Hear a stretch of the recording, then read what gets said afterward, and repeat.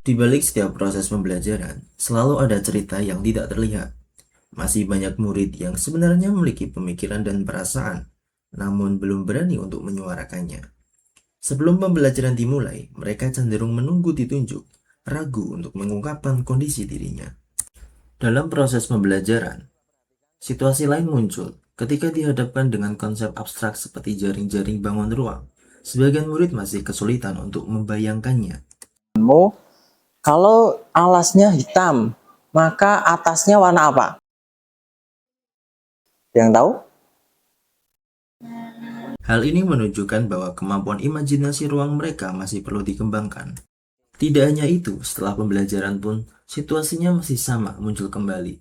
Ketika mereka diminta merefleksikan perasaan mereka, banyak murid yang memilih diam dan tidak mau menjawab. Siapa? Coba ayo. Salah satu, kelompok 1, 2, 3, 4. Ada?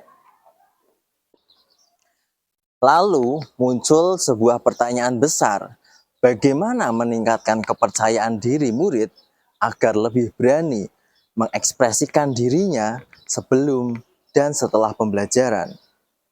Dan bagaimana membantu mereka agar mengembangkan imajinasinya sehingga konsep jaring-jaring bangun ruang dapat dipahami dengan lebih mudah dan lebih bermakna.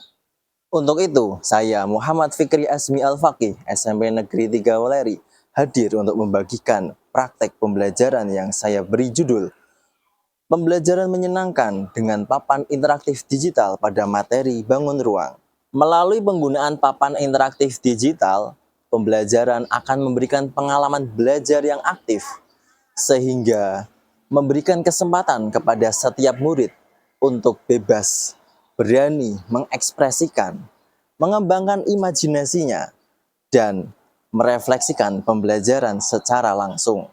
Inilah pembelajaran yang relevan dengan zaman, pembelajaran yang memudahkan, bukan mempersulit.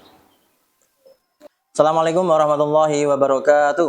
Waalaikumsalam warahmatullahi wabarakatuh. Baik, sebelum Gimana kita kabar? mulai kegiatan pada pagi hari ini, saya pengen tahu bagaimana ekspresi perasaan kamu hari ini. Silakan masing-masing dari kalian mencoret-coret di sini ya, ekspresikan perasaanmu hari ini gimana. Oke, bisa? Yo, silakan bisa dimulai. Ayo, Melalui masing-masing. papan interaktif digital ini, saya mendorong semua murid untuk mengekspresikan perasaannya sebelum pembelajaran dimulai. Setiap murid diberi kesempatan untuk bebas mencoret-coret apa perasaan mereka pada pembelajaran hari ini. Oke, sudah semua? Ya, oke, terima kasih atas kejujuran kalian bisa mengekspresikan perasaan kamu hari ini ya. Ya, pembelajaran kita tetap akan santai dan lebih bermakna. Oke, ya, tujuan pembelajaran kita pada pagi hari ini, kita akan belajar bagaimana mengklasifikasikan bangun ruang. Kemudian, kamu diminta nanti menggambarkan jaring-jaring bangun ruang. Gitu ya. Nah, kemudian alur pembelajarannya, kita ada beberapa kegiatan. Setelah Pada ini, pembelajaran kali ini, saya menggunakan strategi pembelajaran station rotation, di mana akan ada 4 stasiun untuk 4 aktivitas. Pada stasiun pertama, mereka akan diminta untuk mengamati lingkungan sekitar, kemudian menuliskan serta menggambar berbagai benda yang berbentuk bangun ruang.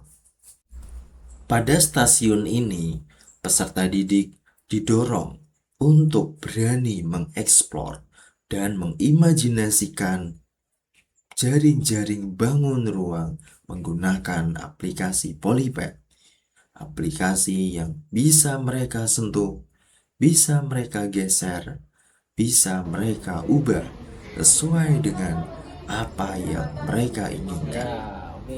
Pada stasiun ketiga, mereka diminta untuk menggambar kembali jaring-jaring bangun ruang yang sudah mereka temukan pada stasiun sebelumnya. Di stasiun terakhir, mereka akan memanfaatkan laptop dan platform ruang murid untuk mempelajari bangun ruang dalam konteks etnomatematika. Setelah 4 aktivitas di 4 stasiun, untuk selanjutnya mereka melakukan ice breaking, presentasi kelompok, dan kuis interaktif menggunakan papan interaktif digital. Nah, sekarang tiba sesi kesimpulan pembelajaran hari ini. Siapa yang akan menyimpulkan pembelajaran hari ini? Ya, silakan Kevin. Kesimpulan pembelajaran hari ini adalah klasifikasi bangun ruang. Yuk, siapa yang mau menambahkan? Saya. Ya, silakan Balki, silakan. Baik, sebelum kita mengakhiri pembelajaran kita pada pagi hari ini, saya minta kalian menuliskan maksimal 3 kata untuk pembelajaran kita pada pagi hari ini ya. Bisa ya?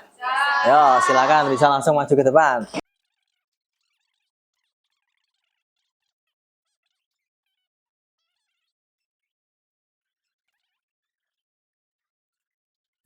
Demikian praktik pembelajaran dengan pemanfaatan PID telah menghadirkan pengalaman belajar yang lebih terbuka, visual, dan reflektif, sekaligus menjadi inspirasi dalam menciptakan pembelajaran yang kreatif, inovatif, dan berpusat pada murid.